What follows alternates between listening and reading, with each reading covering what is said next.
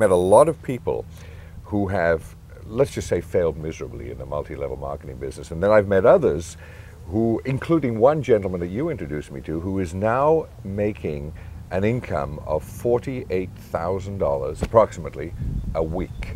Why is it that some people fail so miserably and others succeed so spectacularly when basically, as I understand it, we're all on a level playing field? We start at exactly the same position, right? Well, everybody is on the same level playing field. Right. The problem is, I think, with most people, it's mindset. They don't approach it like a job. They don't approach it like a business opportunity. And because in this type of industry, it's not that expensive to get in. Whereas if you were to go out there and buy a Subway franchise, you're going to spend $120,000, $150,000. You're going to make sure you get, some return on your investment. You're going to be watching your investment. You're going to be going in there, setting up the training, putting in the systems that they have in place. But for some reason in network marketing, a lot of times people, they don't take it as serious. So that's why you see people that make a lot of money, then you see people that don't make that much money. And over the years, as we've done interviews with some of these people for some of our training, they'll say things like, it's one of those things that just didn't work. And as you start talking to them more and more, you come to find out that they really didn't do anything, or they weren't mentored. There's a couple of different factors there, but most people, it comes down to mindset. I know I've had people say to me that when they got into it, they said, well, I'll give it a try for 6 months and see if it works. Well, what you're saying, obviously, is people wouldn't do that in a franchise. You wouldn't say, I'll put $50,000 and I'll try it for 6 months. And so they really are setting themselves up for failure in a way. They are. They're setting themselves up for failure. And again, it's the attitude that they take when they get in the business. Anthony Robbins, I saw an interview recently where he drew these 4 little boxes and he was talking about, potential leads to action, action leads to results, results lead to belief. Right, I've seen But what happens is that when people start off in this business, a lot of people aren't sure of their potential. They may take the wrong action, which in return they don't get very good results. So then their belief starts to change. And then there's those that just get fortunate enough to plug into a system, or they follow the system that they were told to follow. They get a little bit of result, and they start building little by little, and that changes their whole belief system.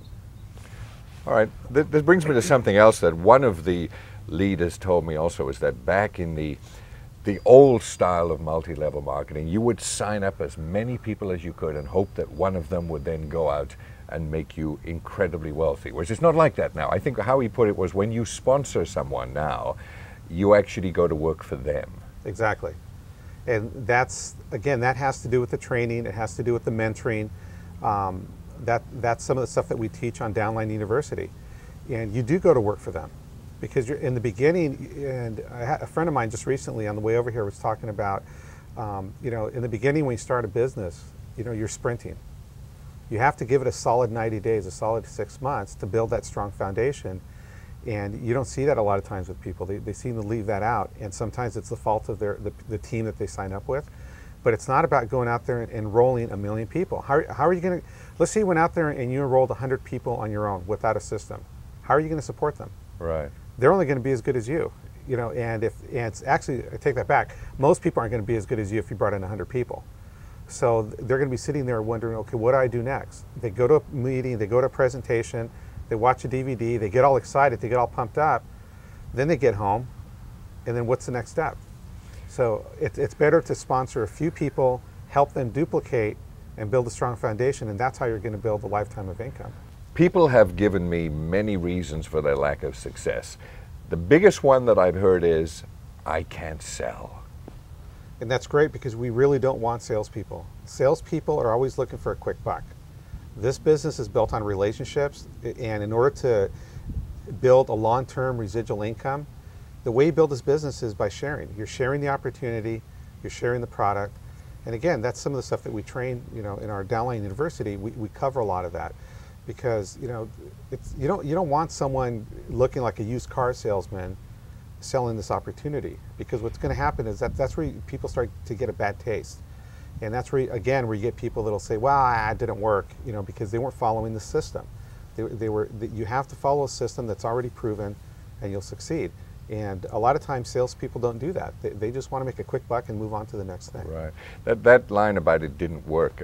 The best, somebody had told me an analogy about golf, somebody buying golf clubs and, you know, and really just they sat in the closet the whole time. So at the end of 6 months you could say golf doesn't work, and yet it works just fine for Tiger Woods. It works just fine, but just like with golf, any little minor adjustment, 100 yards, 200 yards down the fairway makes a huge difference. And just like like an airplane, when it leaves from Los Angeles to Hawaii, it's always off course, but it's making these little adjustments, but they stay laser focused on where their destination is. And that's what happens with people. And that's the difference between winners and losers. You know, winners take the first step. Losers make excuses.